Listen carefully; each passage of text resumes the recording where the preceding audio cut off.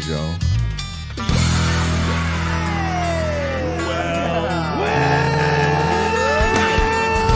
Well. Welcome, ladies and gentlemen, to this fine radio program, podcast, and video extravaganza known internationally as the world-famous Hi, Mom. Smokin and Toastin. We are so glad to have you here for show number 221 because it is Valentine's Day next week, this weekend, and we've got the perfect Valentine's show because our good friend and wine expert Marc Borel is back with us today, and he will be telling us all about great wines for Valentine's Day. So is it fair to say that some wines are maybe more romantic than others? Yes, Okay. Absolutely. All That one's blushing. Yeah, but gee, okay, It is indeed. we've set the bar so high now. I'm sorry. go how, ahead. how can I get around? So, yeah. Champagne obviously is The ultimate romantic. Yeah, that's it. I didn't bring champagne today because I wanted to kind of give you a plan B. A lot of people think a lot of things about champagne that we can certainly talk about, but it's in my heart, and it kind of saddens me that it's not here today. But I wanted to make sure that we talked about some things that are other than I still remember the champagne that you brought. I think it was the very first time you were on the show. And then I was able to order it. I took my wife for dinner at the Rainbow Lodge, which is where you handle all the wines, and we ordered a bottle of it there. That's just an outstanding. It was the Ridgeview. It was a British sparkling. Yes, and it was wonderful. So remember, if you're thinking about a champagne for for Valentine's Day or going out for wine. Valentine's dinner, sparkling wine, of course, then that's a good one to remember Yeah, because it's I great. loved it. So welcome to the show. It's number 221, as I said. Halfway to 300. And we are brought to you by MyCigarShirts.com. Great shirts for cigar lovers and the people who love them online and starting under $20. It is MyCigarShirts.com because cigars, yes. So it's going to be a great show. I see we've got a white and a blush and a red.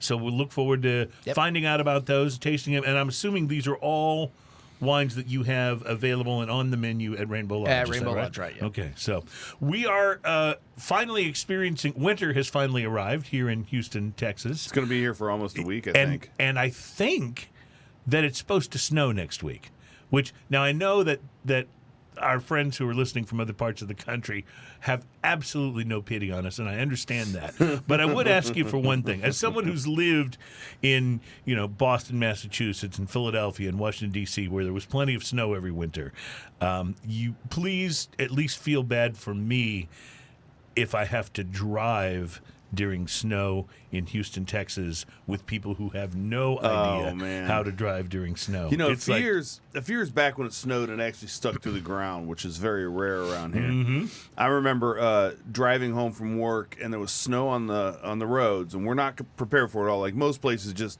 they go salt truck the roads, and everything's done. And you don't even have to think twice about it, right? Or sand the roads or whatever they're using. Well, Houston's not prepared for that, and every single overpass had tire tracks that went and bounced off the rails. You could see it. You could see what had happened, yeah. And people, it's not that difficult to learn to drive in snow and ice, but if it's just something you never have to deal with, it's really hard right at first. That's true, but also don't go so fast. Right. Don't go so fast and don't make slow down a sudden little bit. movements. Yeah. If you slam on the brakes, you are not going to stop. just a general rule for That's no driving in bueno. snow. Yes. So anyway, I'll be staying home on Monday when the snow's supposed to hit. But I'm interested in before we get to what we're going to do in the show, Mark. We were talking about this just a little bit before the show came on. How are things for Rainbow Lodge in this, we're up to a year now. Isn't it about a year from when things started shutting down? It was March the 18th. All right, so we're about a month so away that we from a closed. year that things started shutting down. And, of course, there's been some level of reopening, and then it ticked back a little bit. How are you guys doing during the pandemic? Doing okay. There's a lot of people out there who aren't as fortunate, and so we're thankful about that. But we're at 50% capacity. We always have been, and we will for the foreseeable future.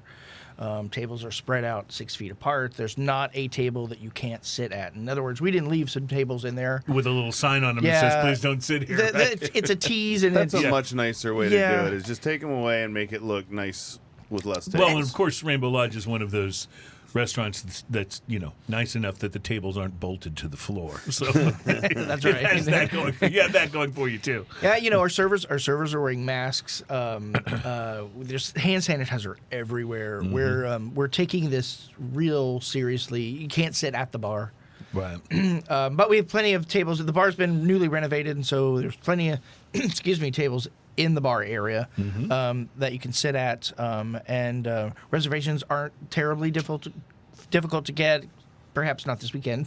Right. I'm assuming that Valentine's Day you're just slammed. You're already booked. Yeah, right? but we were doing some interesting things. We've got some Valentine's to go. There's a whole dinner for two that you can get that includes a bottle of champagne and some little lavender bubble bath and some nice. really fun Wow. some fun things. We can even handle the flowers for you. Wow, that's cool. Well, you guys got real creative though with your to go or I think you were doing pickup, right? You'd have everything ready, Yeah. pull right up into that little driveway area in the That's front right. of the restaurant. And So historically, pick it up to we go, would right? have we'd have a few hundred people in once a month to do a wine tasting. Right. Well, we can't do that anymore. So what we do is we offer these 4 half bottles, and it changes every week. And the chef pairs a different little bite with each one of the bottles. Nice. Half bottle gives you 2 glasses. It's a kit for 2.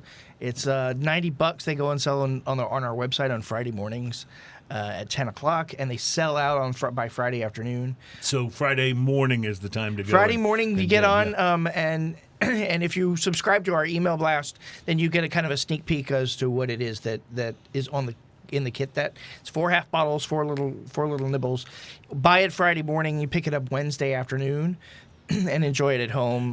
The wine tasting kit at home, and That's awesome. That makes a stable Wednesday evening, right? Yes, it when does. we do have lots of people who get it every week, and it's their That's date night. great. I love Nice. it. And it's getting creative is what has helped the most, I think, for whether it's restaurants or distilleries or craft breweries, whatever it is. The ones that have done the best seem to be the ones that have gotten creative during this time and given people a reason. Well, we other haven't been than- around 45 years for nothing. Yeah, that's Right. right. That's right. And it's it's such a beautiful and picturesque location. It's going to be a great place to come and sit outside once the weather warms up a little bit. So. Well, we'd love to have you guys back to do the show. And we should plan on doing that because that was such a great experience. Yeah, we had a back there. blast. That was there. fun. Yeah, I know we showed up that day to talk to Mark about wines, but he had a buddy there that was From Treaty Oak. from Treaty Oak, and we wound up talking about whiskey the whole time. But it was just one of those great kind of casual afternoons, and it was I recently made a fun visited show. the Treaty Oak folks over in Central Texas, and we reminisced about that. It was a fun day. It was great. It was a very fun day. Well, thank you for coming back to Sure. the show. This is the perfect time to have you on. And in addition to these 3 wines that Mark has brought in that we'll be talking about and sampling, we also have some interesting beers on tap today. Not on tap, but on tap On for the tap. show. It's an expression. Air quotes on that. From True Respite Brewing Company, and you can see it moving around a little on Cousin Twirly Gig there. We have their Fox Keller Pilsner. They are from Derwood, Maryland. Isn't Derwood what Samantha's mom always called Darren on Bewitched? Yeah, I think so. Don't ask me why I remember that, but when I first saw that, I'm not familiar. I lived in Maryland. I'm not familiar with Derwood, but apparently there's quite a bit of noise and talk about True Respite Brewing, and so we're going to be trying one of their Pilsners today and looking forward to that. From Buellton, California, Firestone Walker Brewing Company, a very special Firestone Walker today. It's in a bottle with a cork and the little champagne-style cage on top of the cork. It is their Bretta Tangerine. It's a Berliner Weiss with tangerine. Well, Firestone Walker is awesome. They no they matter really what. can do virtually no wrong. Yeah. Those guys, they're so good. So look, but usually Firestone Walker comes in cans. Yeah. And in this case, it's in one of those sort of fancy bottles. There are a good number of breweries in Santa Barbara County, aren't there? There really are. Yeah. In fact, you can almost start up in Seattle, Washington, and go all the way down the coast to Mexico on the West Coast. And it's just there's so many great creative craft breweries in that whole area. Buellton's such a fun place, and there's lots of wineries around there too. Yeah. It's just one of those great areas of California that is a little bit away from the big cities Yeah. and is fun to explore. So we'll look forward to exploring the Bretta Tangerine here on the program, and then from right up the street from us in Katy, Texas, No Label Brewing has released something called Perpetual Peace. It's a barrel-aged wee heavy. I'm intrigued by that. Yeah. Now, Ian, explain to people what a wee heavy actually is. It's a Scottish ale. It's just but being barrel aged is going to have more a nuance Scottish to ale it, is right? very malty ale. Uh-huh. Very malty. The hops is just there to cut some of the sweet on the finish for the most part and add a little bit of brightness to the flavor. But it's very malty. Generally darker in color. Not super dark always, but generally kind of a dark amber to brown. Yeah, depending on it. And No Label is a very creative brewery. I love the Ridgeback Red. Yes. That is such a great beer. Just very very flavor forward, very hearty. Really like that. So most of the times, if you barrel age something, you're going to pick up a little darker color from the barrel as well. So. Right, and probably some oaky and wood type definitely of the flavors, yes. bourbonish flavors too. So, so we'll look forward to that. That's going to be good. Drinking News will return today, as it nearly always does. We have a kind of a double whammy for Drinking News, but our teaser headline for today for Drinking News, because it comes up later in the show, so we like to tease you. The teaser headline is not available at mycigarshirts.com. Not available. Not available. So there's your teaser. We have some new cigars to watch for that are about to hit the market that are fairly interesting. We'll tell you about those. And there's a new cigar bar that is open with the greatest name ever. And we'll share that with you on the program as well. So a lot more if we have time to get to it, but I'm really excited about the wine tasting. And all I can see from my angle here is the back of the bottle, so I'm really intrigued to be able to get to that. Been a crazy week. I did as much as I could to enjoy the warm weather because I knew it was about to go away. And so I've had a chance to sit outside and enjoy a cigar, too. How about you, Ian? Anything interesting? I did. I've been on my patio the last few weeks, but this week I decided to go up to the casa and find something new and interesting, and I wandered around for a little bit, and I found myself a Rocky Patel Quarter Century. Ah, the Quarter Century. Have you seen this one? I have. I hadn't tried one at all. Mm-hmm. And as far as I know, it's pretty new, right? I believe so. It's been out for a little while, but it's not. Yeah. It's a fairly recent one, celebrating, I guess, the quarter century that Rocky Patel Cigars has been around. Yeah, so I picked up the 5.5 by 50 Robusto, Mexican San Andreas wrapper, Honduran binder, and Nicaragua, plus other undisclosed fillers on this. The appearance, rustic brown, veiny, leathery, medium firmness, quarter century label, and 25th anniversary label with the Rocky Patel on it. It's pretty nice. Nice looking cigar. A lot of these numbered year special anniversary type cigars that he releases have got just the classiest packaging on them. It's just really well done. And this was no exception. The cigar itself looked great. The pre-light sniff on this, I didn't find it to have a very strong aroma on the sniff. A little bit of barnyard, little tea leaves, some spices, not a whole lot of real definite things going on, but it smelled pleasant. The pre-light draw on this, I used a clip. It had an effortless draw, very creamy, sweet, a little bit of fig kind of in the background. Hay, wood, and salt is kind of what I got out of it.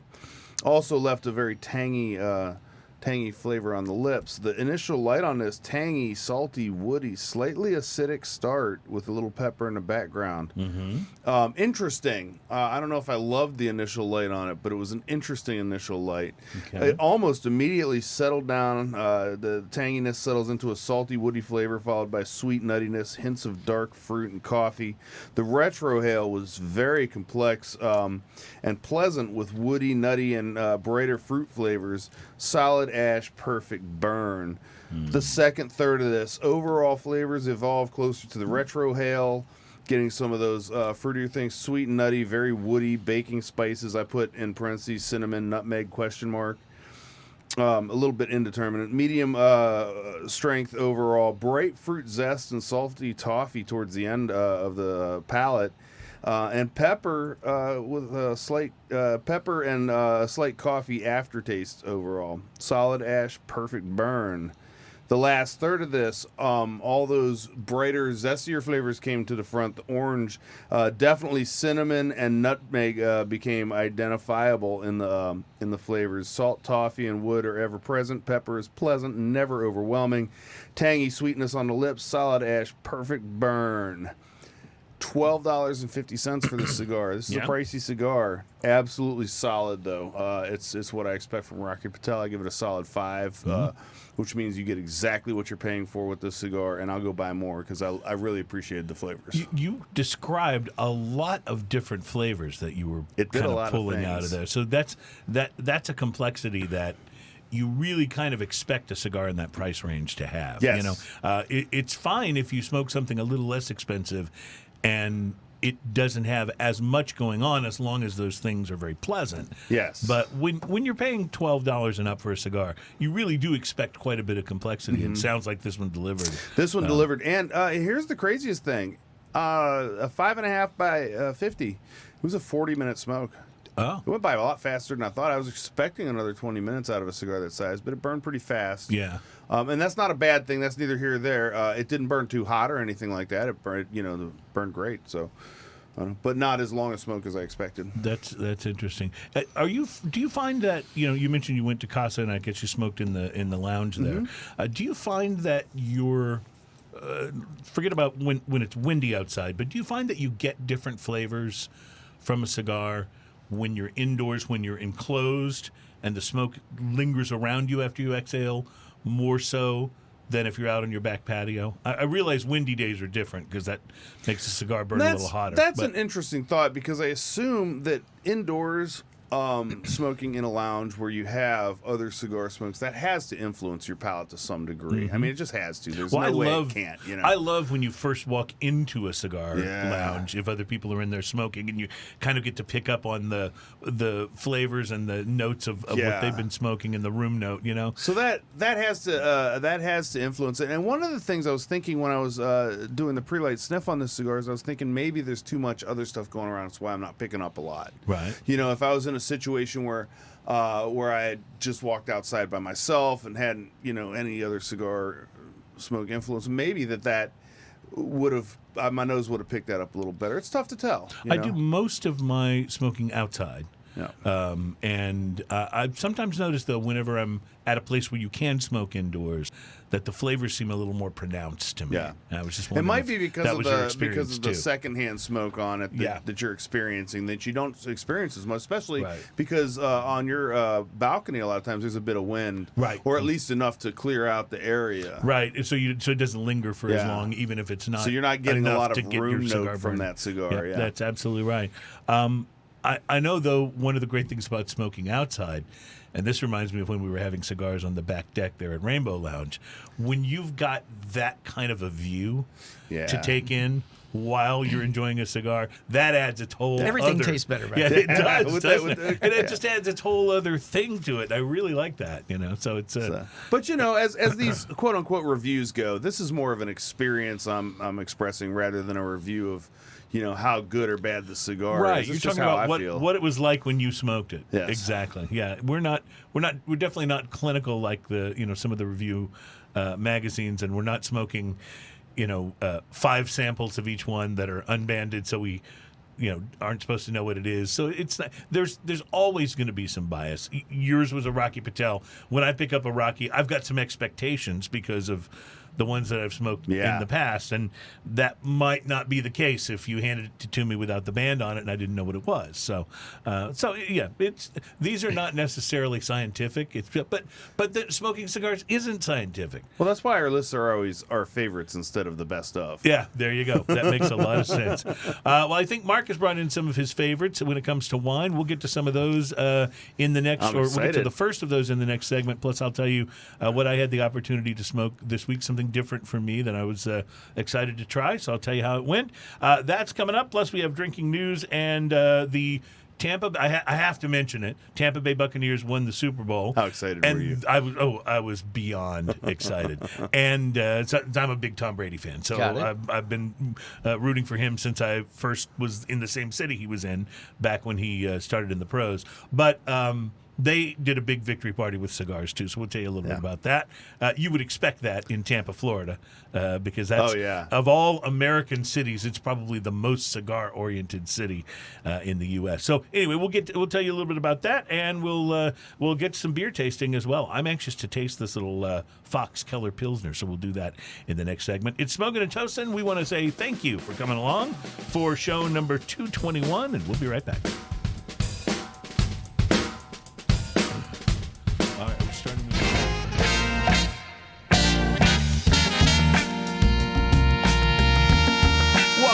It is Smokin' and Toastin', the fine sounds of the Suffers, bringing us into this segment, and welcome to it. We are glad to have you here for show number 221. Marc Borel is our guest. He is our Smokin' and Toastin' official wine expert, and he's brought some wines, which we'll be talking about in just a moment. So I am I'm excited. Actually, we mentioned a little bit about the Rainbow Lodge and how you guys have dealt with the virus.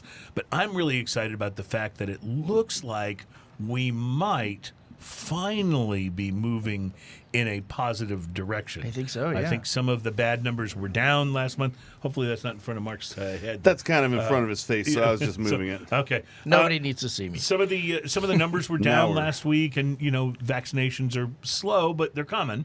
And so I'm excited about getting back to live music. I'm excited about getting back to going out. The idea, think about this, other than restaurants, places like Rainbow Lounge, it's been over a year since I've been to a bar. Just like, go in, sit down at the bar, order something to drink, and, chat up the person next to you. It just doesn't really happen right now. It's tough, and it's a social sad, thing. Absolutely, and it's half of the business is being able to provide that kind of that service, and it's hard not to be able to do that. But people are morphing and being creative at different ways. Yeah, I just miss that. Where you sit down, you order something, and the bartender maybe takes notice of what you ordered and says, "Have you ever tried this?" And brings it, and then you're like, "No, I haven't." And then you try something new, and that's just, to me, that sort of social aspect of being able to go out and drink is what I remember. I remember you and I were downtown at what is it, Reserve 101. Yeah. And we were talking to the bartender, and she's like, "Oh, have you tried this Slane Irish whiskey?" We're like, "No." And she poured it, and we were like, "Whoa," Yeah. And it was like a bottle you can go and buy for like under $25 in the store. It's just I also love those the are those interaction. great moments. The interaction with the employees, the bartenders, the serving staff when they're excited about a certain thing. They're like, "Well, if you're asking me, you should totally try it." I love that. Yeah. It really is awesome. So I'm looking forward to the return of that, and just which is a beautiful thing, by the way, because that is this man's job. Right. Well, well, if you think about it, it is. I mean, it's his job to know enough about these things so that if I say, "Look, I really like, a champagne that's dry and not too sweet, or something sparkling," and you can say, "Well, we have one I think you would like," and steer us in that direction. I mean, that's the whole social aspect of your job. That's right. And fortunately, we're still able to do that to an extent. Sure. Right. People will ask for different recommendations, and that's the fun part of my job, is being able to expose people to new and different things. And pick up on new and different things. Actually, I would think the most fun part of your job is when you get exposed to those new and different things. When you're visiting a winery. People tell me all the time, "You have the best job." Well, somebody's got to do it, know? I'm still upset with my guidance counselor in high school. Because this was never presented as a potential option. Are you kidding me? They never mentioned it. Well, I got out of radio to do this. Yeah, well, so that means you did two things right. Let me tell you, as somebody with a background in radio, you did two things right. Well, I smoked something interesting this week, and I wanted to tell you about this. This was my first time to have one of these. You're familiar with 601 cigars? Yes. Yeah. So I smoked the 601 Snakebite Churchill. And it's a very pretty cigar. It's got a dark brown wrapper with some like embedded black tones that kind of give it an interesting color and look. A really sharp looking gold band. The wrapper is an Ecuadorian Sumatra, and it's got Nicaraguan binder and fillers grown in the volcanic soil near Esteli. It looks beautiful. Eric Espinosa is the mastermind behind 601 Cigars, and he's had plenty of high ratings and been included on the year-end top cigar list, so my expectations were reasonably high for this one. Didn't get much on the pre-light. You mentioned that with your cigar too. Just for whatever reason, some standard tobacco flavors, a little bit of a hint of leather and some earth, but it wasn't. Some cigars when you first put them to your nose or take that first pre-light draw, there's all that flavor. This one was just not quite as pronounced. But once I get the cigar lit, I got this very nice leathery hello, which I really enjoyed. I knew that the tobacco was Nicaraguan, so I was expecting the first to be blast, pepper. yeah. It wasn't so much. It was more leather and a little bit of saltiness. I thought it was interesting. You had a sort of salty caramel you mentioned on your cigar. So some saltiness and a slight bitter note on the tongue, but bitter in a positive way. It wasn't unpleasant, like a good, bitter beer. That sort of a vibe. Kind of danced on the tongue, and it was really nice. About a half an inch in, the Snakebite really kind of established itself. The flavors got a lot bolder. There was more of the leather for sure, some espresso and cocoa notes to it, and then the second third got a little spicier. The black pepper kind of started to establish itself on the tongue, which I expected more of in the beginning, but it took until the second third for it to really show up. The leather was on the retrohale by this time, and it was really, flavors were complementing each other quite well on this cigar. The Snakebite started out on what I'd say is the lighter side of medium. Kind of somewhere in between a light and a medium. But by the final third, it had definitely ramped up a bit. I'd definitely say medium full. It was the introduction of that pepper that really kind of took put it it over to the the top. next took it to the next level. It became more dominant, and at that point the profile was very much like what I would expect from Nicaraguan tobacco, which I really like. So I did have a little piece of the wrapper that wanted to peel away near the head of the cigar. It might have been with how I punched it. I might have done that inadvertently, but it didn't impede. It wasn't enough to impede the enjoyment. I just kind of laid it back down and smoked it anyway. And the burn on the cigar was almost razor perfect the whole way. I mean, just slightly less than an absolute straight line. But absolutely no problems, no relight, no tunneling, no canoeing, any of that stuff. It was very, very easy to smoke. And I'll give it very high marks for construction, even with the little loose piece. So the Snakebite was an $8 cigar. And I felt like it smoked exactly like an $8 cigar should. It was wonderful. I recommend it highly. Big thumbs up, solid 5 in price to quality. And it's nice to find cigars that are under $10 that deliver as well as I feel like that one did.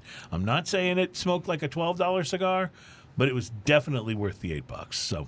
So there you go. My thought. And Two solid fives today. Yeah, you might be able to find them for a little less than that, and in some packs and stuff online, or when there's a special going on at your favorite cigar store.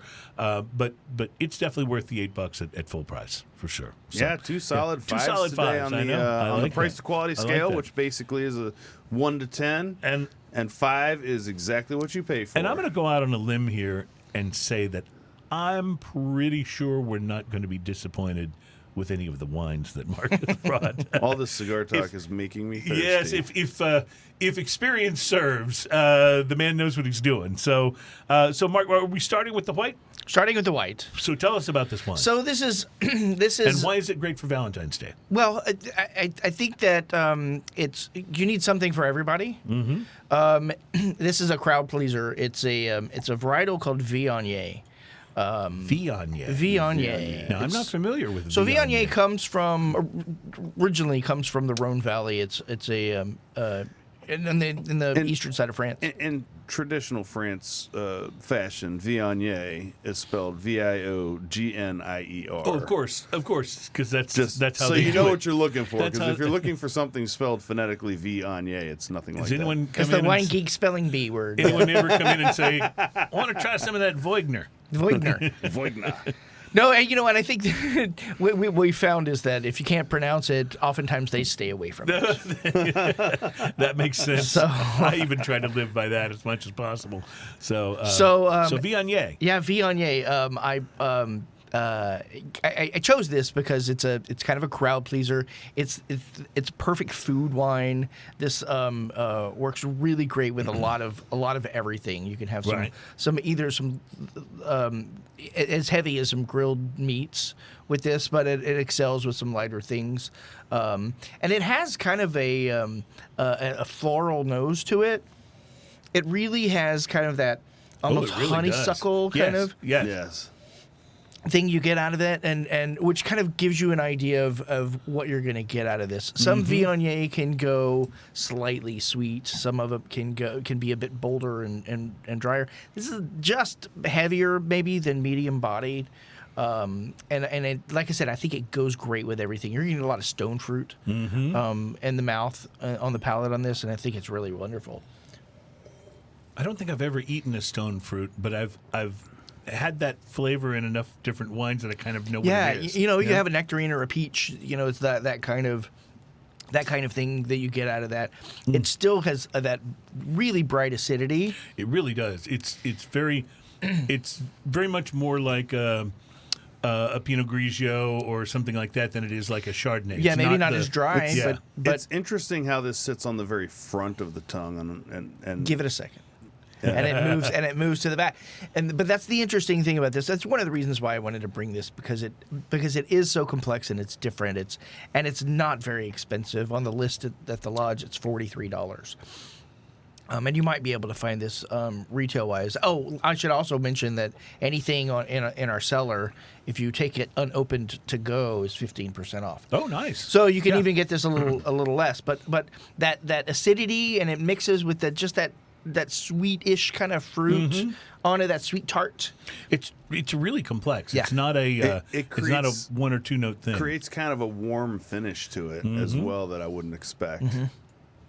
Absolutely, and that's the weight, because it's not a light wine, but it's light enough that it's pretty happy with seafood and Right. I was going to say it's pretty refreshing, even though it's not super light. It's just nice and easy on the palate. yeah. And I think we're fortunate now that it's been in the glass here for a bit and it's warmed up considerably, but even at just colder than room temperature.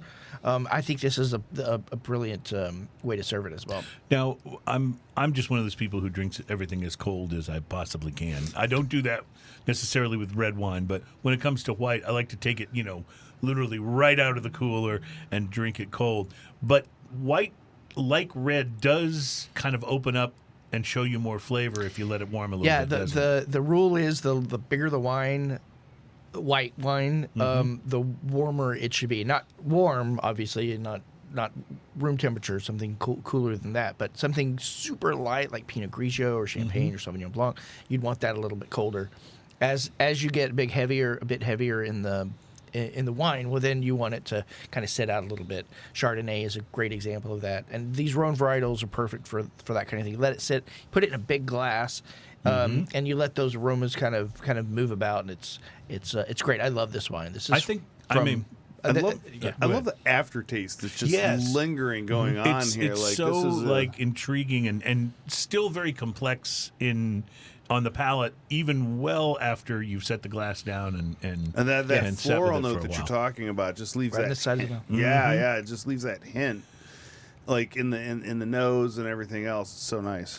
It's made in a really interesting way too. They do what's called whole cluster press.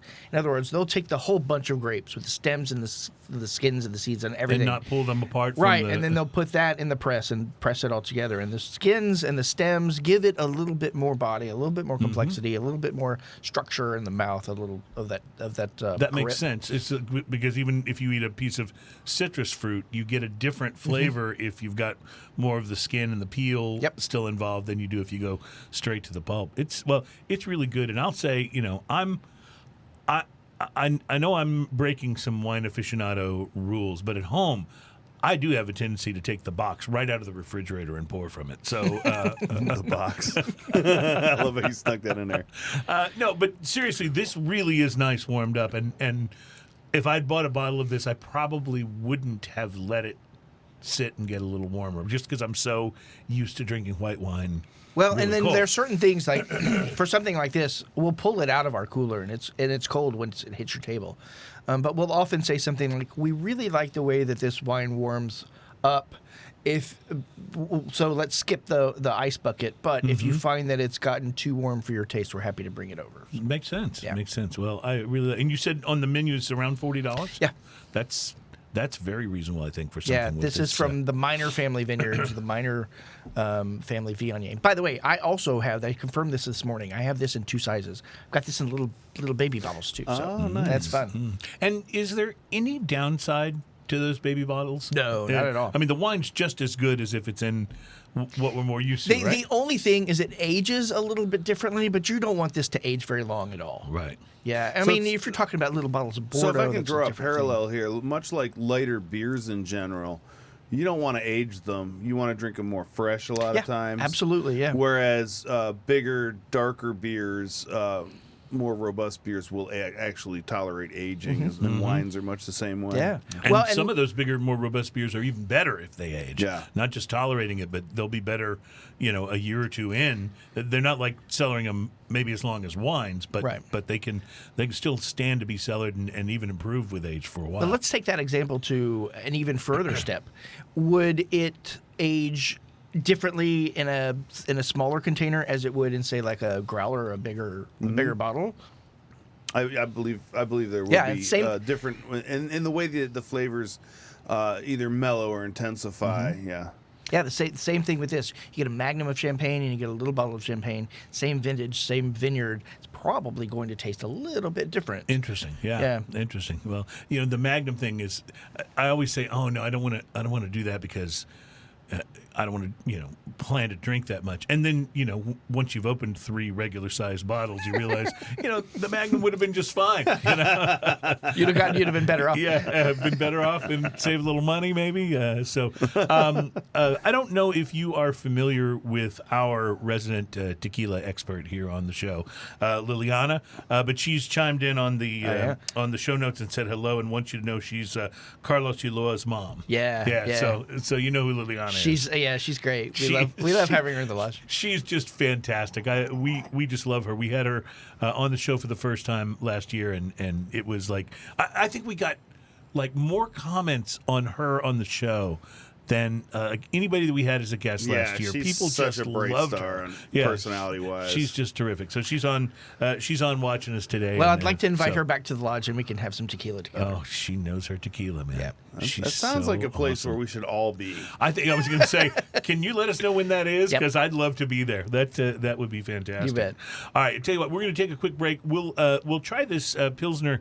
I'm really excited about it. We'll try this in the next segment. This is the Fox Pilsner from True Respite Brewing. Why can't I say that? True Respite Brewing. And we'll try it in the next segment. You're doing Smokin' and Toastin', and we are so glad that you are doing with us. This is just spectacular. It's great, yeah. Really love this.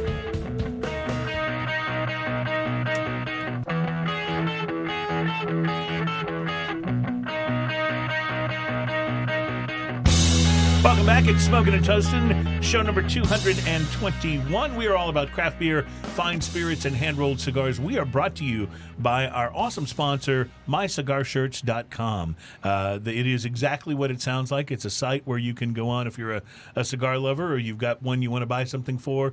There's great snarky sayings on shirts and T-shirts and sweatshirts, and there's really even a cool zip-up hoodie that I got from off of there that I just absolutely love. I wear it all the time. I have a picture of me smoking a nub cigar. Yeah? Where the ash is almost the entire length of the cigar and still intact, and I totally think we need to put that on the if shirt. you've got that picture, we should send it to the guys and have them put it on. That'd be awesome. That'd be awesome. By the way, I mentioned my my pullover. It's not a pullover, but a zip-up hoodie. I wore that. You and I were guests yesterday. I don't think it's aired yet, but we filmed and recorded it yesterday on Chris Hart's Whiskey Neat podcast, and I did wear that shirt on that show. And so Chris Hart's our buddy. We'll talk more about that show later, but we had a great time with him. We did. It was interesting because he called me. I was driving over. We were supposed to start recording around 10, and he called me on my drive over. And he said, "I'm so sorry, I'm going to be running a couple minutes late." I'm going to go, "No problem." I love this. And he says, "My wife and I switched cars today. I forgot all my booze was in her car. I've got to stop and buy some stuff for us to taste on the show." And I said, "Of all the people I know, you are the one who probably least needs to go to the liquor store and stock up, because he's got, probably thousands of bottles imagine. at his house." But anyway, but he bought some wonderful stuff, and we had fun tasting it, and so we encourage you to check out his show. We'll tell you more about that later. Right now, I want to get to this beer. This is just. You don't have to tell me twice. And while you're doing that, by the way, I'll mention that we said Carlos's name. He's also watching today, saying hello from the show notes. Hey, Carlos. And did you say your sister was on? My sister Jill. So the red wine that we'll taste today is one of her favorites, and so. Well, I think she said you're making me want to have lunchtime wine. That's what she said in the comments. It's day drinking. Soon, Jill. And I'll tell you, lunchtime wine is just a wonderful idea. If you haven't done this before, it's a wonderful idea. We are big proponents of this. We call that boozy lunch. Boozy lunch. I like it. Boozy lunch. And in fact, my sister, what she'll do is she lives a little further east of here, toward the Louisiana border, and what she'll do is she'll drive in. And she'll call and she'll say, "All right, Mark, it's boozy lunch." She's off on Mondays like I am.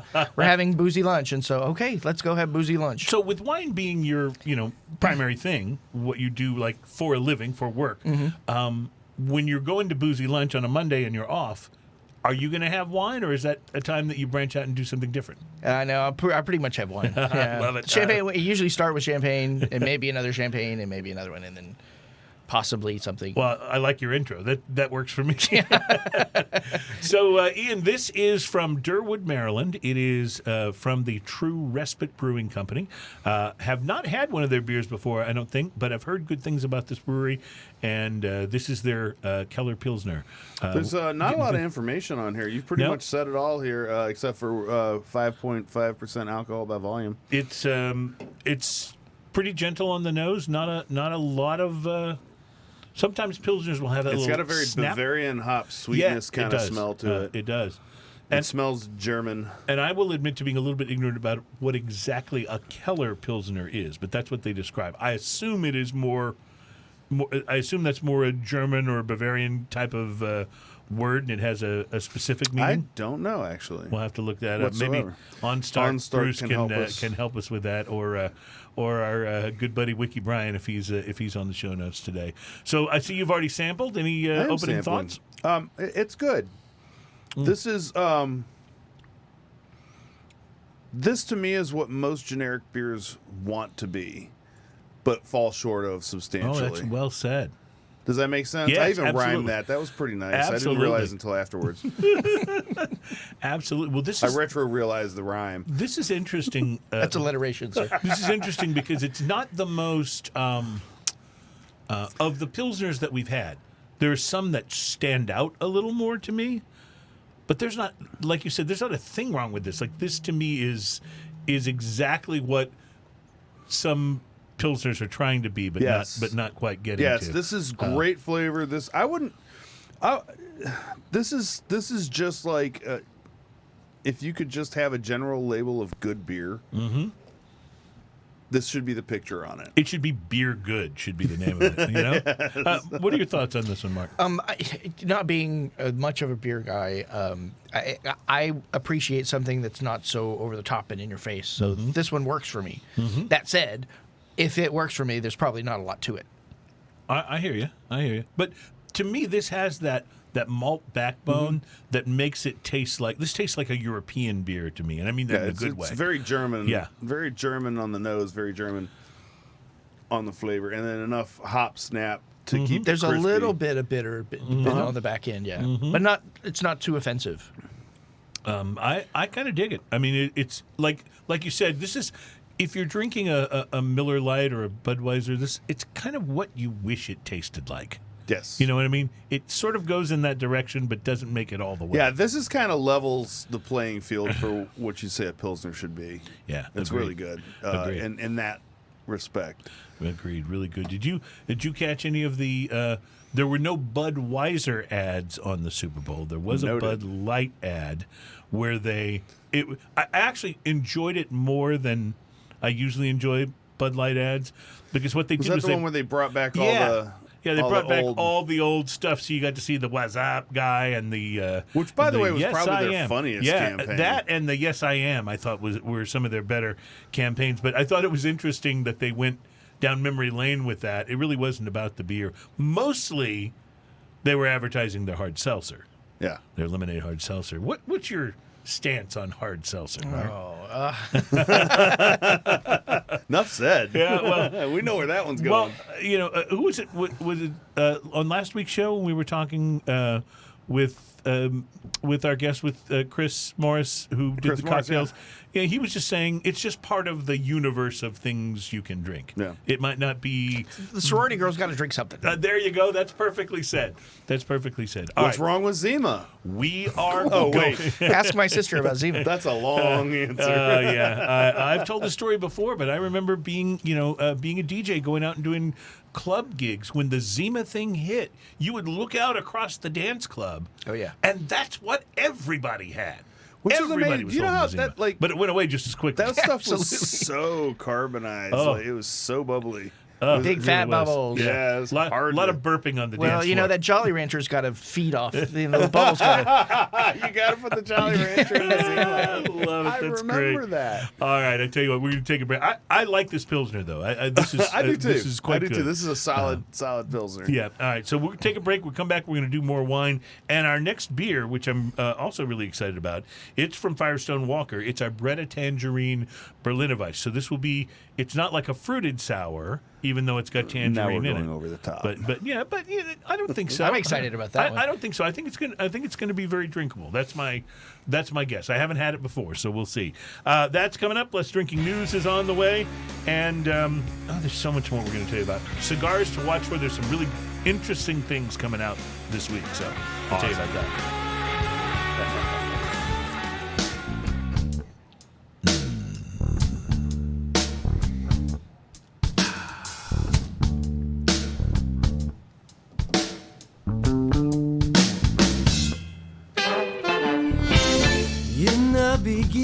Welcome back. It is Smokin and Toastin. We are so excited to have you here with us for show number 221. Our guest is Marc Borel, our resident wine expert here on Smokin and Toastin, and he's brought along. We've only tried one so far, but it was delicious. So I'm excited about getting to this next one as well. Plus the Bretta Tangerine from Firestone Walker in this segment. So. I just wish you all were here so we could share this. That with bottle you. looks so cool. Yeah, it really does.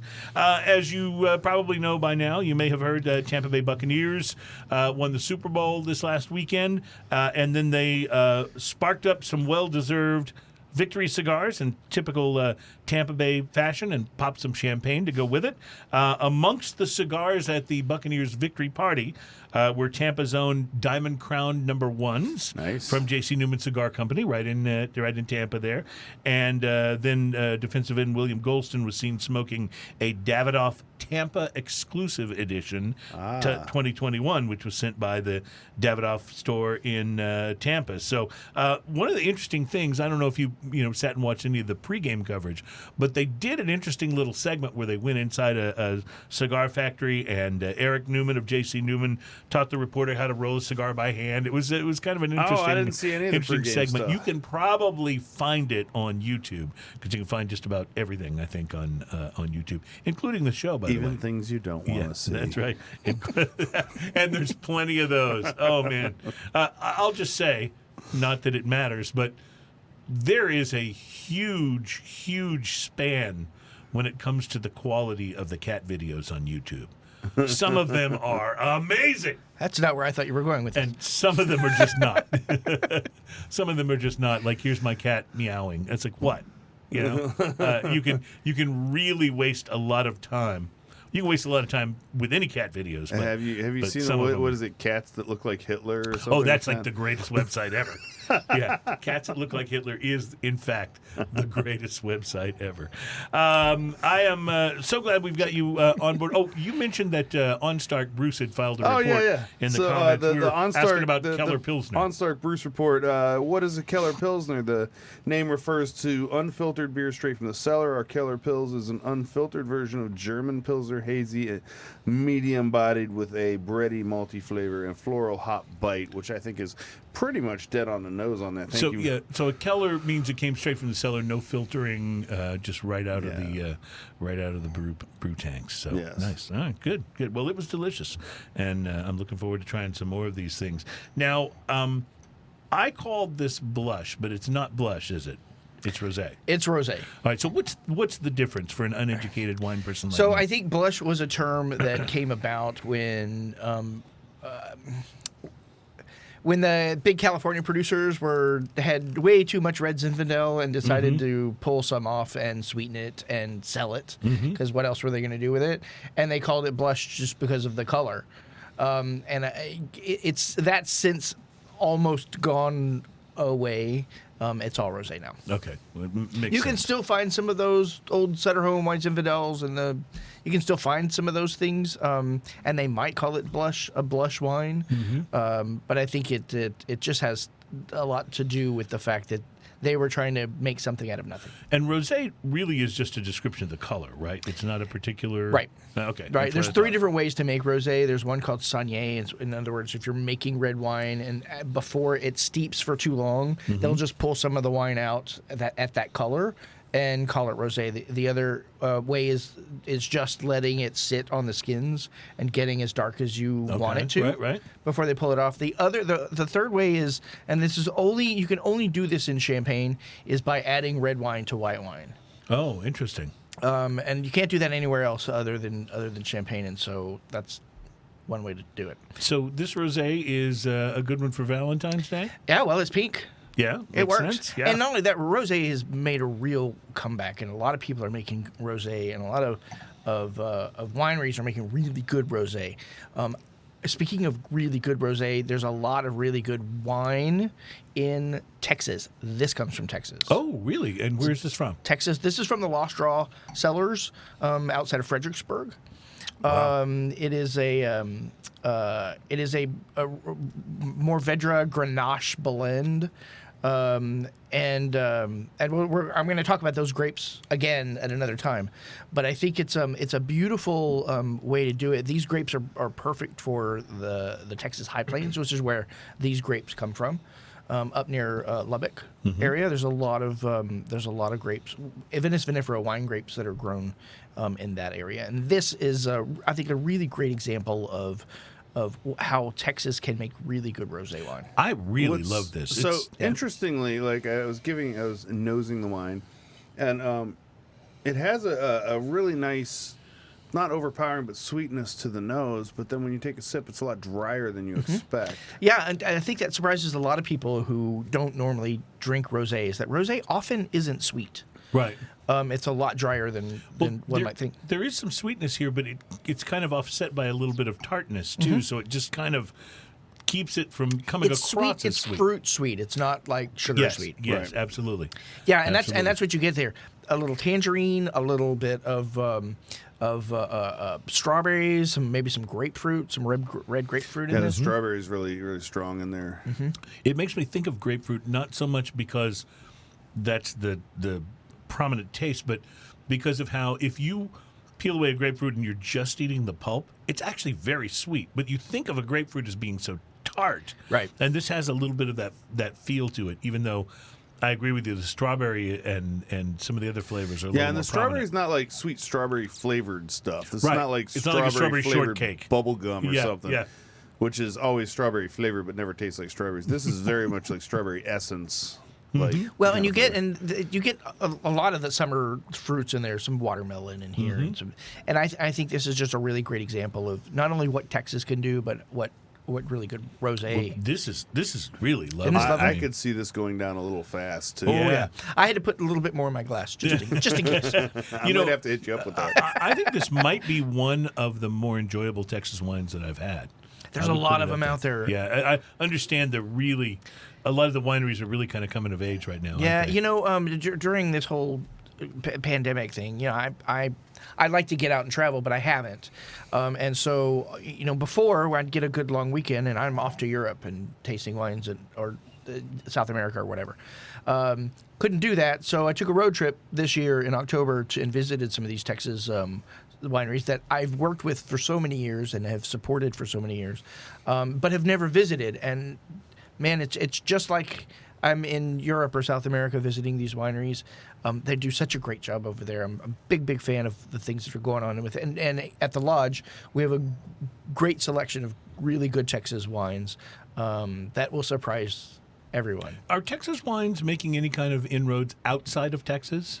A little bit, yeah.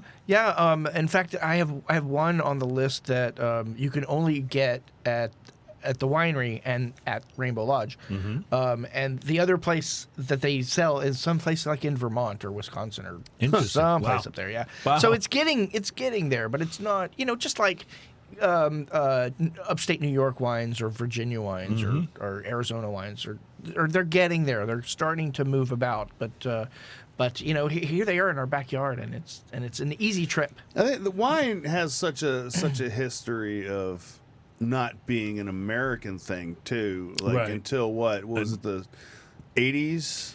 When Yeah, did well, California wine really come So on? I think there's a In the trust 70s, early issue. 70s. I mean, like, you know, until the 90s, really, beer was considered A like you could European only thing. get good beer in Europe and things like that. It took Right. a long time for trust to happen and for people to start going, "Oh, we actually make great stuff here." And I think that there's That's flipped in the beer world. Now the Europeans are Absolutely. looking at the United States and going, "That's where the great beer's happening." absolutely, and I think that maybe in the wine world we're going through a little bit of that kind of thing as well, where people Well, have to learn to trust. Especially now when it's so expensive to get European wines that may have a tariff added onto it, or Yeah. you know. What is your take? There was so much destruction with the California wildfires up in the Napa area and the Sonoma area. What's your take on how that's going to affect California wines? Is it going to make them less available, more expensive? Have we lost some wineries that will never return? We've lost a few that I think will return. A lot of these wineries are it's more than a moneymaker thing for them. It's a sense Right. of It's a pride. passion It's thing, an yeah. art, you know, that kind of thing. So I think you'll see those. What I think that how it will affect the consumer level is the fact that these wineries might have to skip a year. Right. You They may might not see have a 2023 2017 or from, whatever. Yeah. you know what I Right. mean? Yeah. And so we think about those kinds of things, and particularly we'll load up on this. Okay, this was the last vintage. They may have to skip a year or two if their vines have been decimated.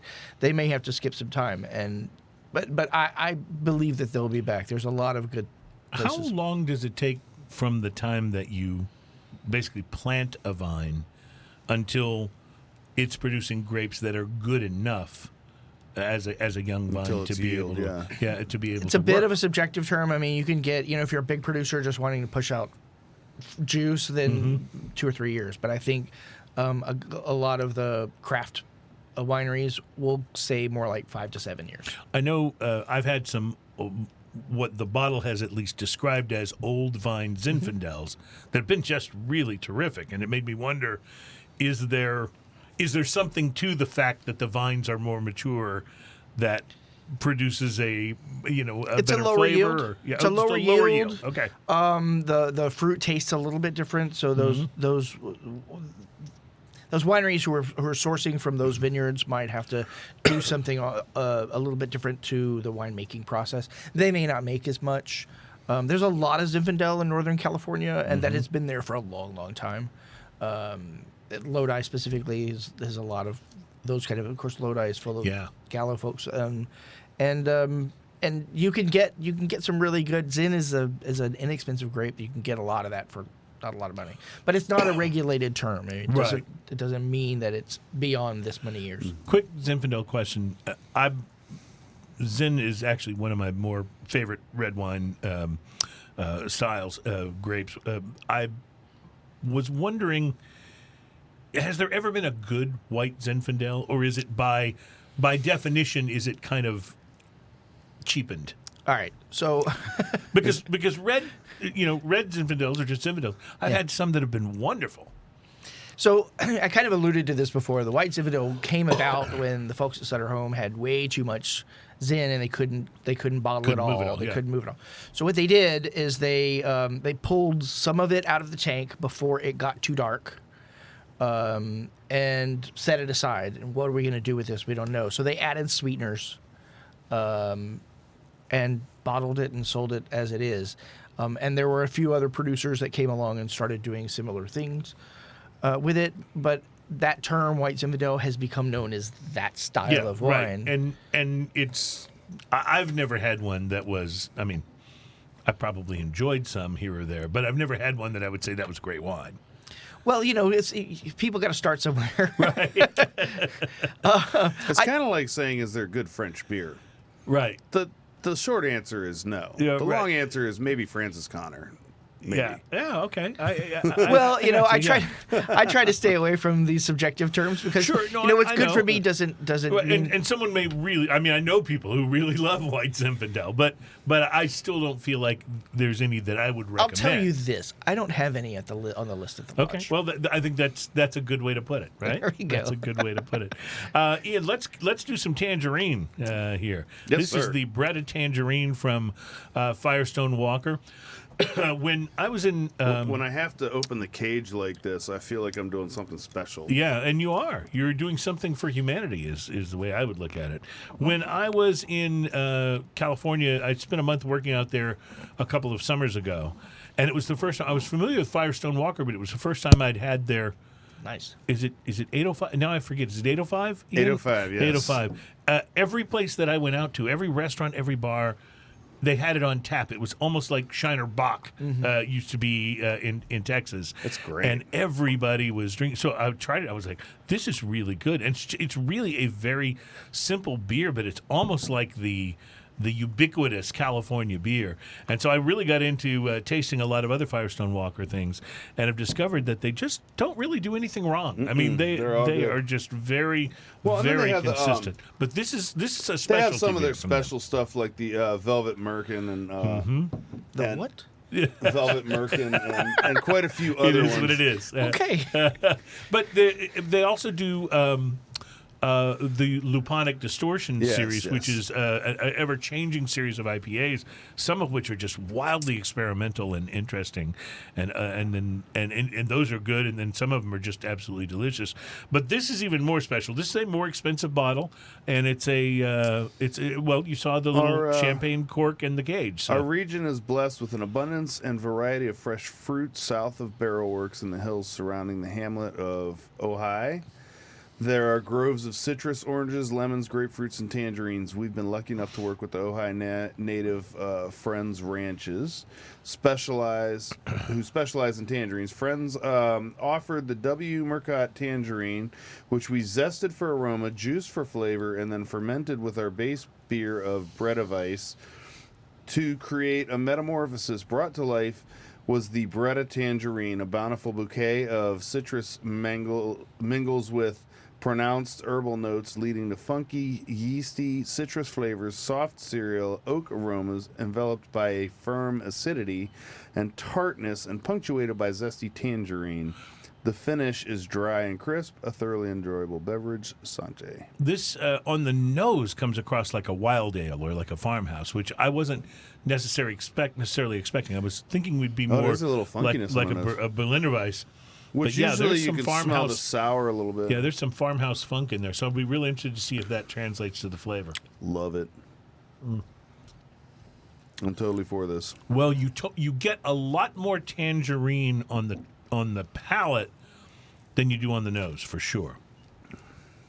Wow. This just makes your whole mouth water in crazy ways. Now, this is a much more, I don't know the word I'm looking for, but it's a much bigger, more robust style of beer. How does this one strike you? Because you're self-professed not a big, complex beer guy. No, and one of the things that I like most about wine is the acidity. Mm-hmm. So this one's singing to me. This one's calling my name.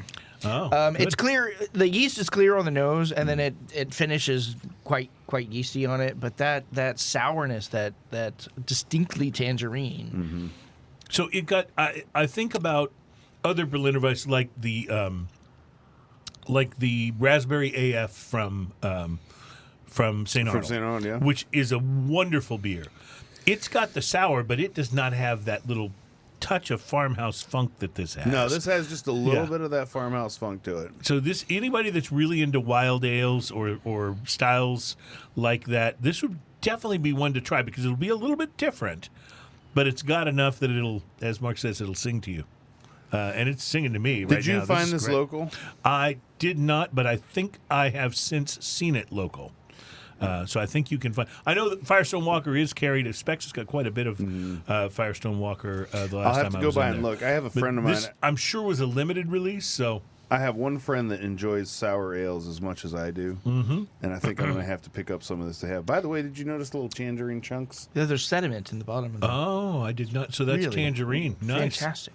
I would assume. Very nice. Like the little pieces. It could be yeast bodies, cells. Yeah. It's really. I'll tell you what. It's very complex and very interesting. It's not a drink it down fast in the summer when you're thirsty kind of beer. It's a sit and sip and enjoy and talk about it kind of beer. And I love those. You know, when I read the style, I probably should have rolled the bottle a little bit and spread it around. What was the alcohol Very content on this one? I didn't. I think it's in the neighborhood of 12. 6.2 actually. 6.2. Oh, wow. Very wow. sessionable. Wow. And I guess that makes sense because the farm ales aren't necessarily super high And this alcohol was content. bottled May 1st, 2018. And Berliner Weiss is, that's interesting. So this has been around for a This little has been while. in the bottle for a bit. The Berliner It doesn't Weiss, mean that it's released always at that time, but that's when it hit the bottle at least. Berliner Weiss typically only runs about 4 to 5%, I think. Generally Berliner Weisses are not big. I remember the Boiler Room from St. Arnold that It was like 4.5. yeah, I it's think. like 4.5. As What I a recall. great beer that was. Oh, I miss it. I hope they bring it back as a specialty. You can still get it. It's just got raspberry in it now. Yeah. It's because it's And the it's raspberry. delicious. Yeah, and it's wonderful. but it's also yeah. more expensive. Remember the? Yeah, I remember those big bombers were like $4. the bombers were Great. $4.50 for the Yeah. Berliner Weiss. It was so good. Yeah, this is This was more than $4. I don't remember exactly how much I it was. accidentally spilled more into my glass. That happens. At least the spill was localized. Yeah, that's right. All right, so while Ian takes care of the spillage, we'll take a quick break and we'll be back. One more wine to try. And guess what? It's just about time for drinking news. You play us out? Drinking news. Drinking news is just about time for drinking news. Cheers, y'all.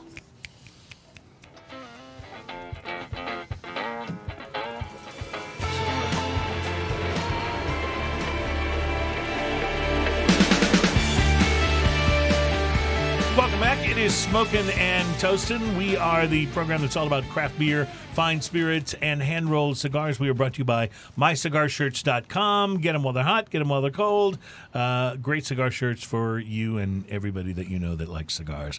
And they're not expensive, and they're awesome shirts, too. So check them out. They are a sponsor of the show, so we appreciate their support and hope you will do so as well by supporting mycigarshirts.com, and you'll love what you get. Marc Borel is our guest. He is from the Rainbow Lodge here in Houston, although he's got a history. By the way, did I tell you the story that when you were at the Backstreet Cafe, I think was when I met you for the very first time, because that was my wife and I's first, official date. Oh, at the back. We went out at the Backstreet, and I believe you recommended a wine, which totally makes sense because that's what you do. But I think you were sitting at a table close by, just like with some friends, and we said hello to you. But you probably don't remember me. But anyway, it was a good night. Oh, good. And you helped make it possible. Perfect. So, so thank you. So Mark is with the Rainbow Lodge now, and you've been there for how long? 5.5 years. Good long while. Yeah. So I love it. There's no reason for me to go anywhere else. This place is great. That's so great when you get into that situation where you're like, this is where I want to be. Found home. Yeah. Yeah. It's really a wonderful thing. So he'll be talking to us about a red here in a few moments. Mm-hmm. But Mark, this is actually, you have not been on the show since we started our Smokin' and Toastin' tradition of a segment we like to call Drinking News. Drinking news, drinking news. Now it's time for drinking news. Drinking news, drinking news. Now it's time for drinking news. A Florida man with one arm said he had a gator for a pet. When I asked him about his missing arm, he said, I had to take my gator to the vet. Drinking news, drinking news. Now it's time for drinking news. Cheers, y'all. Well, welcome to Drinking News. It's a two-pronged Drinking News today. I actually have two stories.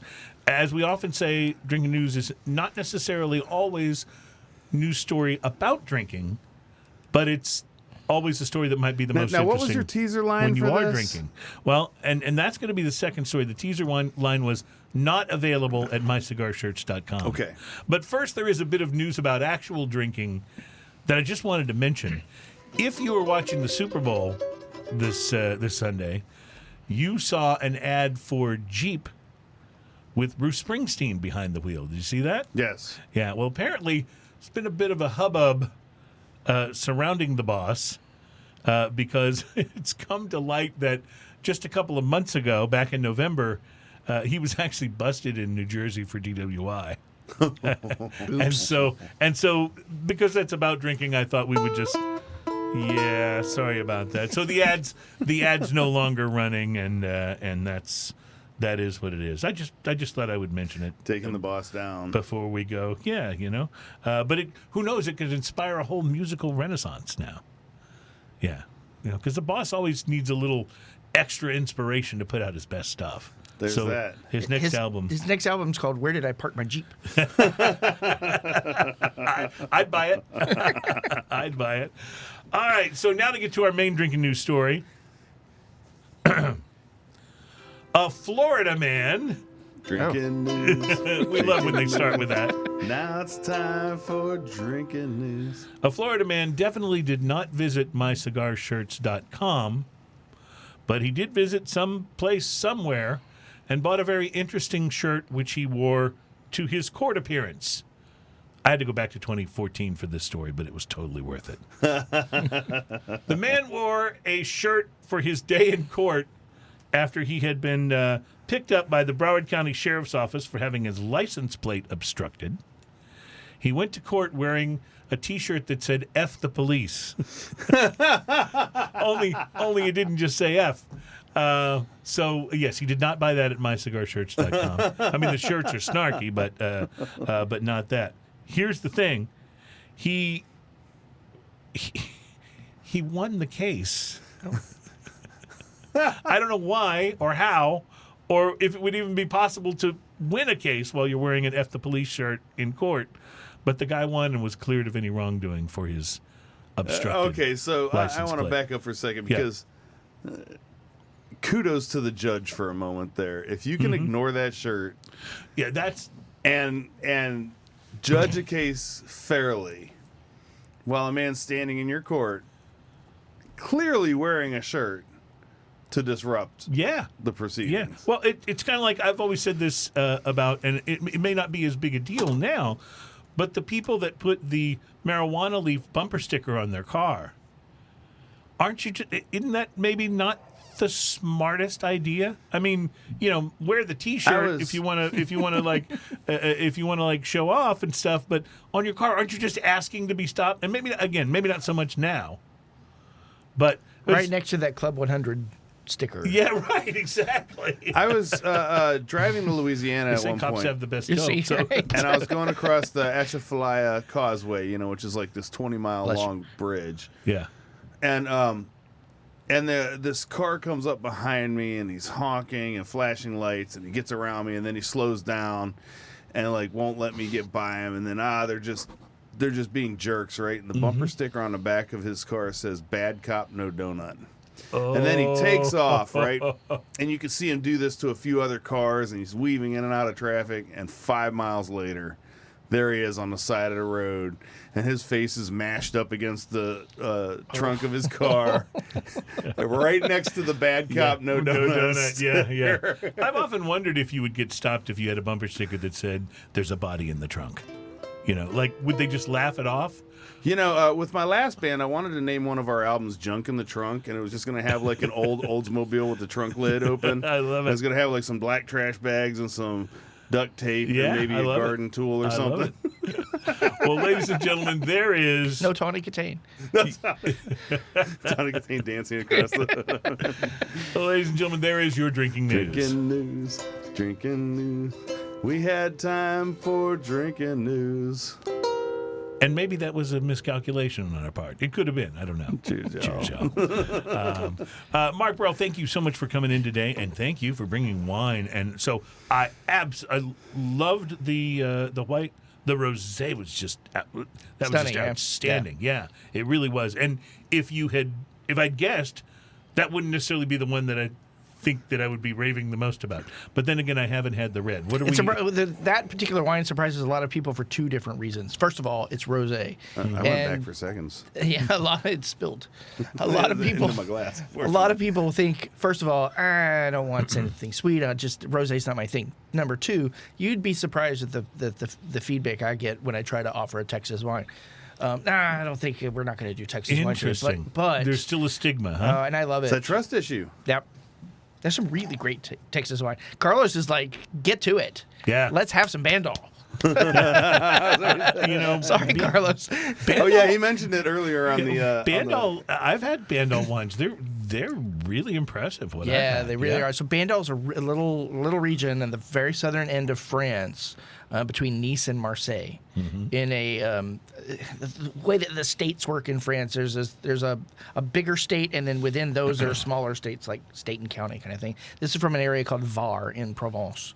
Bandol, appellation law says that the reds have to be at least 50%. It's 50%, I think, 50 or 60% Mourvedre, which is a thick-skinned, inky, black-skinned grape that produces this rather dark. It's a very dark wine. Yes. But what you get from something like this is not. It's kind of like the bark is worse than the bite, because yes, it looks dark and it looks intimidating, but it's not. It has this kind of this wine where it changes, and it changes frequently, and throughout the but not in a bad way. It starts off really wonderful, and it just gets better from there. Interesting. And I didn't ask this about the rosé, so we'll ask it about the rosé and this. What do these run on the menu? Rosé. All the rosés on our list, $39. Wow. I didn't want to have price be an issue when a factor when you were choosing from the 6 or 7 different rosé we have. And these are also really perfect for Valentine's Day too, because you're able to maybe order a second bottle. Absolutely. At $40, it's an easy thing. One of the things you've done every time you've been on the show is you've always brought in stuff that's very attainable, very affordable, without having to be afraid to look at the price, right? Well, or ask, which is even worse, and having a little bit of information about it and saying, hey, I know this is going to be good, and be able to walk in and confidently order a bottle of wine is worth way more than going, give me something expensive, Well, and it also takes out a bit of the conversation, the uncomfortable conversation I have to ask when they're like, okay, I'd like something reasonable. Well, what does that mean? Right. Is reasonable $100 or is reasonable $30? And so I have to say, we can start at $50. We can go up to, $2,000. Right. But I need to know kind of what it is that you're looking for. And then I'm happy to to continue the conversation. Oh, hey, great. Now, do you like something lighter bodied, fuller bodied kind of thing? This one sits kind of almost in the middle, a little heavier than medium bodied. And it has a lot to do with the varietals and the blend and how they're treated and how they're aged. This wine, the vintage is 2016. So it's got a good 5 years on it when it was harvested. And it's a, I call this my everybody loves it, middle of the road kind of thing. My sister Jill has these in her house. Carlos comes and has these at the lodge all the time. It's a really great bottle, and for $62 on the list. Great. Yeah, like I said, I've got some things that are expensive, and fortunately, the lodge people are willing to spend a lot of money, but for a really great price, this is a really great value wine. I think this drinks more like $100 bottle. It really is a sort of a high shelf type of wine, and there's a grape flavor in here. It's definitely grape, but I don't remember tasting that particular flavor in other red wines that I've had. Yeah, it's kind of plummy almost. Yes, yeah. almost I would plummy. go with that. Absolutely, yeah. Also, it's really delicious. The aftertaste on this is so oak. Like, wow, oak. Yeah, you get some oak there, and not only that, but you also get some grip. You get a little. It's not so overly tannic that it's going to throw a lot of people off, but there is a little bit of structure. There is a little bit of grip there, and there's a little tannic kick at the back end that is really pleasant. So I just wanted to mention this. That I feel like when you go to a place like your restaurant or other similar restaurants wherever people live, where you've got somebody that is basically manning the wines, that knows what they're doing, and where the wine list is carefully curated, right? This is always a great time to ask, if that person's working, ask them to come over and ask questions about the kind of wines that you're not familiar with. You've had a Cabernet Sauvignon. You've had a Merlot. And I'm not saying you don't have great ones on the menu, but you wouldn't try something like this just from seeing its name on the menu necessarily if you weren't familiar with the winery, or you weren't familiar with, or it wasn't recommended in some way. And that's true. La Suffrene, the producer of this particular bottle, is not a well-known producer. Bandol's not a very well-known region. Hell, Mourvèdre is not the very well-known grape, and so there's a lot going against this. Right. So, but if you told me... Yeah. Or if I described what I like and you said, I got something that's going to be, then I wouldn't be afraid to try it. It's just sometimes you go, well, it's $60.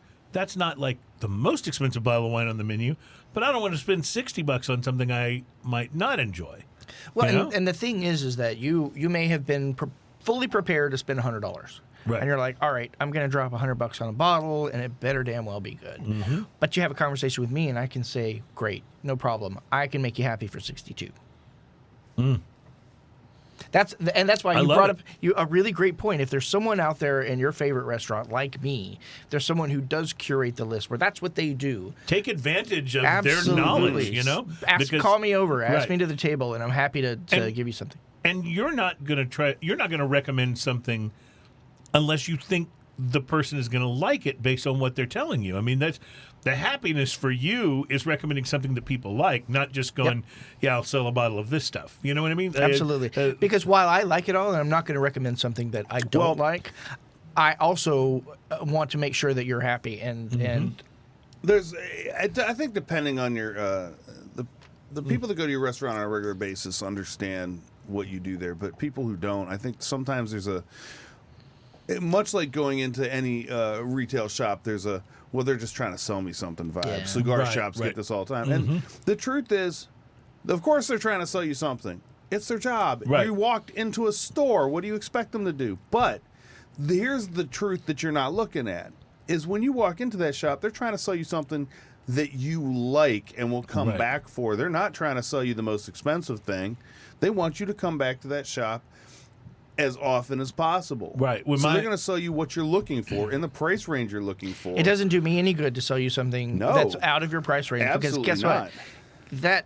That guy at the lot, I'm not going back over there. He gypped me out of $200 when I really only wanted to spend this. I want you to come back. Perhaps the next time you come, you'll trust me well enough to go, all right, I'm willing to spend a little bit more. You did such a great job. You did a great job at 62. Yep. What can I get for 100? What can I get for? I'm going to really splurge. What can I get for 200 or 250? You know? Yeah, I think that's awesome. And that's got to be an ice that you have to break with certain people sometimes, I'm sure, that you have to kind of create that comfort level. All right, while Ian pours the barrel-aged Wee Heavy, and Ian, I want you to look at that can for a moment, because this is how you know it's a specialty beer. They used a can at No Label for one of their other beers. It looks like, can shortages have been a real thing during the pandemic. They basically just covered a Westheimer can with the label for the Wee Heavy. I just thought that was interesting. I didn't notice it, actually, until I was putting it in the bag for the show, and I thought, it says Westheimer at the top. But that has nothing to do with this beer. This has a barrel on it with a smoking gun sitting on top of it. I love so it. I'm totally interested in this. Yeah. Well, while you open that up, I just wanted to ask Mark this question. If I'm just going to go all out, and I'm going to spend north of $1,000 for a bottle of wine. Some I won the lottery stuff. Yeah, some I won the lottery stuff, or like I'm on a date with a girl I really want to impress. Something. Am I going to get... Obviously, if a bottle of wine is $1,000, it's or more, it's not at that price because they can't command that for it. In other words, nobody's going to price a wine really high and then leave it at that price when nobody's buying it. Right. Yeah. So eventually, the wine will find its place in the market, like everything does. But am I getting $1,000 experience? Is it going to be better than if I got 2 bottles of a $500 wine? I'm going to say yes and no, and here's why. Okay. If you are, if you find something that is either rare or hard to find, and I just happen to have that bottle, I've got a few of those, by the way, and it's something that you've been looking for a long time, and you're like, wow, he's got ABC, and I can't believe he's got it. Why don't we splurge and get it? Yes, absolutely. Your day is going to be made by being able to consume that bottle. Because it's part of the experience, yeah, right? Absolutely.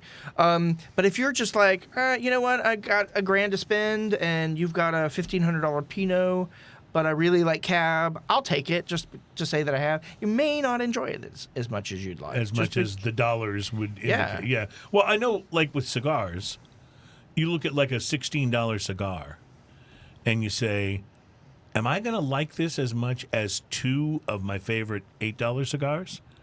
But then there are times when you go, the experience of having that $16 cigar is, even though it's only 1 versus 2 of something I know I really like, but just the experience, the sort of specialness of that, if you are able to smoke it in that type of a situation, is worth it. And so I would guess that applies to the wine. If you enjoyed it. Right. But I guess that applies to the wine as well. Yeah. Same thing. If you're a Cab guy and you order a $1,500 Pinot from me, you may not like it. Right. It may not feel like it was worth it. Yeah. On the other hand, if it's a bottle that you've been looking for, and oh my God, he's got it. If you really want Domaine de la Romane Conti Echezeaux 2015, yes, I can help you. Okay, good. And I gotcha. Do you have layaway? Does anybody even still do layaway anymore? Is that even a thing? JCPenney's around? I just remember when I was like, in my early 20s, like layaway was a big deal. You'd go to JCPenney and put it on layaway. Yeah, that's right. Yeah. Show up and get it later. But I don't know if that was your works now. boombox, man. That's absolutely right. So I want to say this is definitely barrel aged. I can smell that on the nose. Yeah, I want to say bourbon. Yeah, say toffee. Yeah, lots of toffee. It's gotta. The look on I don't know how Mark's this face. is gonna work for you. He's looking at it pretty hard. Here's why.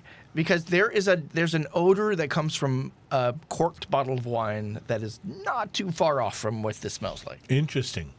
But you do like bourbon, though. I do, absolutely, yeah. So, this is interesting because I can see. I'm betting you're not going to like this. That's going to be my guess. Okay, so once I get over that corked, I get some of the candy that caramelly candied. Definitely caramel and toffee for sure.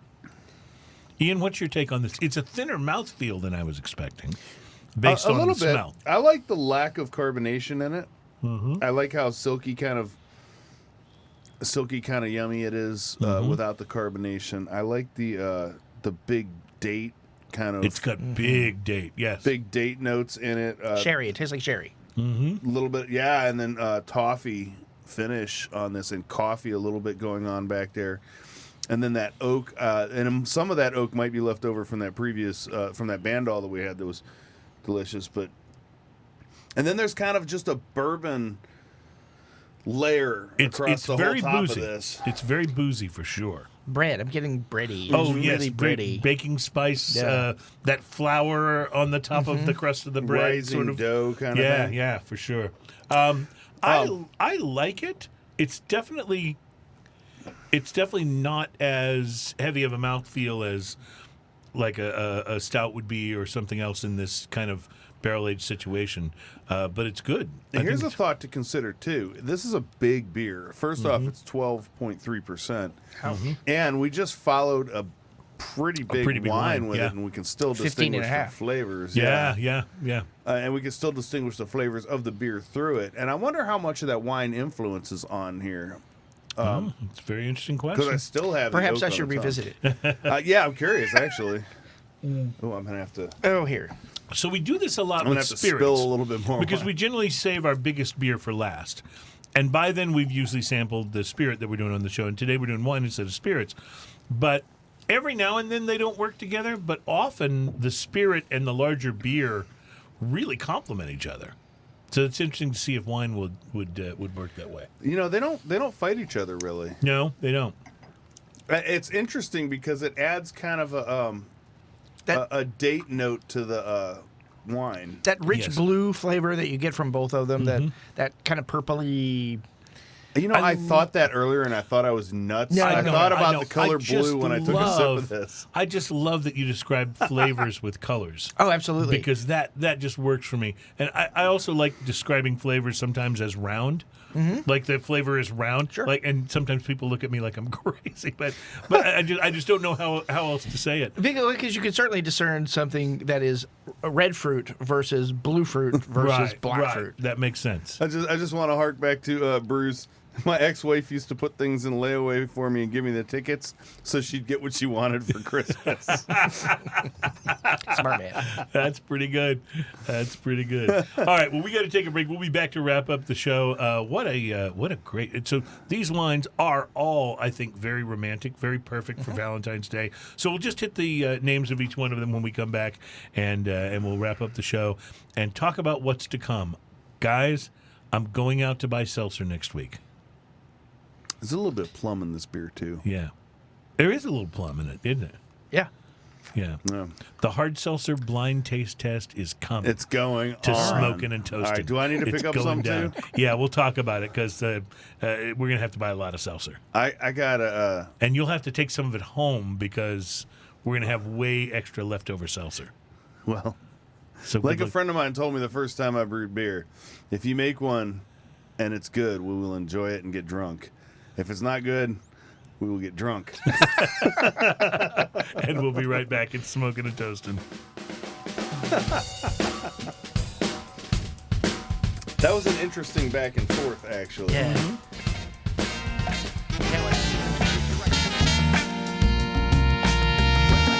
Welcome back. It is Smokin' and Toastin'. It's show number 221. We are brought to you by MyCigarShirts.com. Check them out online and buy something to support our sponsor because...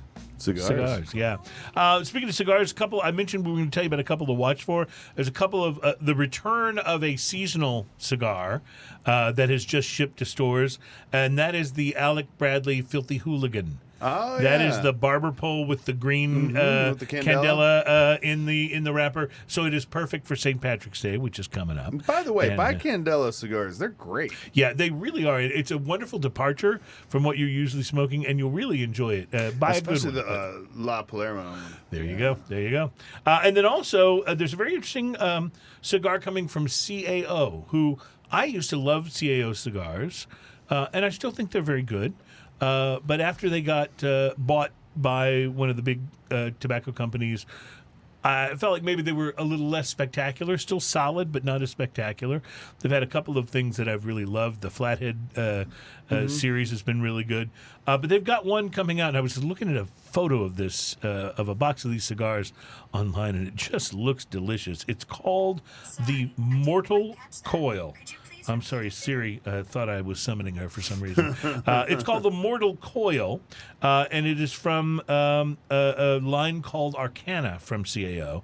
It's going to be a 6 1/8 by 50, and it features Andulo tobacco in the filler. The word coil is apparently a reflection of the andulo, which is a kind of a rustic leaf that undergoes a special fermentation process where it's rolled into long cylinders and then tightly wrapped in palm tree pods and hung up like a sausage. Oh, wow. Which sounds, I just thought this sounded really interesting. After 2 years, the leaves turn into dense logs of concentrated tobacco that they say is typically sweet in character. So the Arcana, and then the size called the Mortal Coil, is on its way to your favorite cigar store this week. So something you might watch for. So, Marc Borel has been our special guest today. Marc, you absolutely killed it with these wines, and I'm just going to ask for a little more of that rosé. Yes, that of was course. just. I mean, they were all really good, and we asked Marc to bring in some wines that he would recommend for Valentine's Day, and Valentine's Day is one of those holiday. I still think that it's not a real holiday, that it was actually made up by Hallmark cards. But nonetheless, there are certain expectations, right? I said to my wife, we're not going to do presents for Valentine's, but we will go and have a nice dinner somewhere. So then it's going to be on me to order something awesome for, something awesome to drink. Will you share where you're going? Yes, we're planning to go to Papa's Steakhouse right up the street very from nice. us. Yeah. We actually went there on an anniversary several years ago and actually sat at the bar and ate and drank martinis, and it was wonderful. So fantastic. That's the plan. They, I realize it's a quasi chain, but they had one of the better steaks I've had in a long time. So, and that's competing with B&B, which is they do a great job, which is tough. So me and the wife are going to Watershed. Yeah. Watershed. That's a buddy of mine's restaurant. We need to go there, by the way, and do a show on their patio when the weather's a little nicer. Okay, I like it. And we've got to go back to the Rainbow Lodge, too. Love to have you. I've got to go back for a dinner as well as we got to go back for a show. But I had the elk the last time I was there. Oh, yeah. And it was spectacular. I won't say I'd never tasted it before, but I'd never ordered it as my entree before. It's one of the reasons you go to the lodge to have something like that, because you can't get that anywhere. And you guys have the mixed game skewer, right? Well, we have two different things. We've got a smaller version for like an appetizer where you get like a little taste of a few different things, and then you can have that for dinner. You can have, and it comes with like a quail and a wild boar chop and some, depending on what's on the menu, some venison, some elk. So if you go in there, that's what I did the first time. I want to try something different, but I don't know what I want.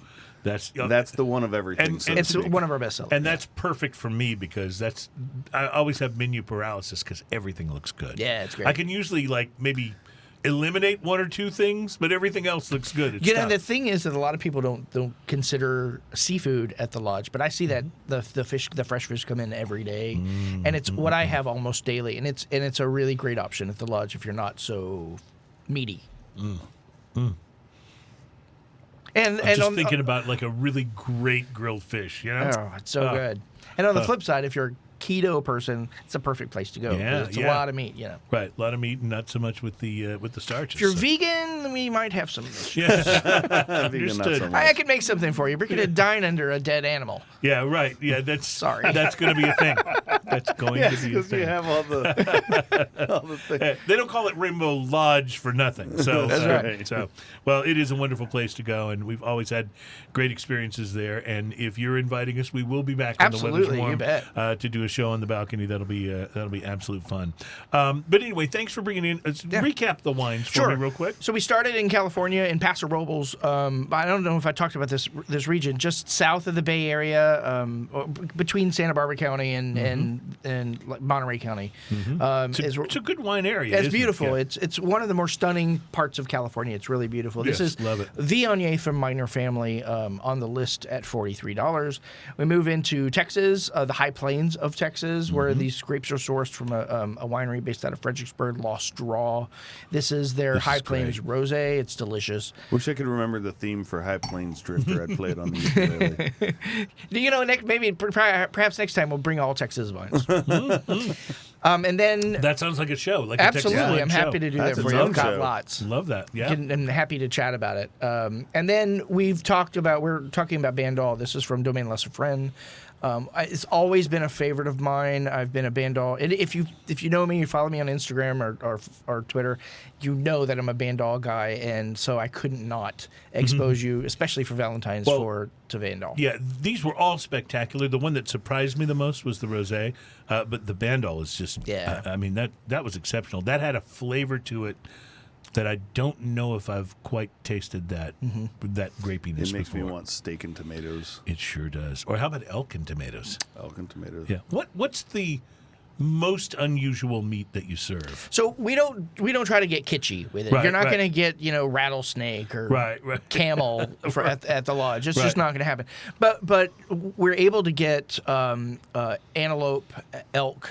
The nilgai is real popular when we get it. There's always buffalo on the menu. There's always a buffalo special, and I think it's not necessarily the novelty of the obscurity of the meat. It's the fact that I've had buffalo, or like you said, you probably have had elk before, but just you didn't know where to get it or how to have it again. Right. That's what you do when you come to the lodge. You come in and you have some. It's a nice treat. Yeah. Yeah, It's like, for let's sure. do something different.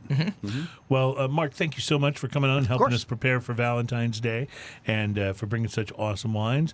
And we want to say a quick thanks to Adam on the Wheels of Steel, our producer, for keeping everything flowing today. And Ian, this is 2 days in a row I've been drinking with you, because we were on Chris Hart's show yesterday, enjoying some fine. This is not the worst week I've had. No, it is definitely not, and it's good to see you again, folks. We'll be back with you next week, I believe. I'll maybe put out something on Facebook during the week, but the plan as of now is hard seltzer blind taste test next week, and of course our friend Chris Hart will be joining us soon. Have a great week, everybody. Cheers. Cheers, y'all.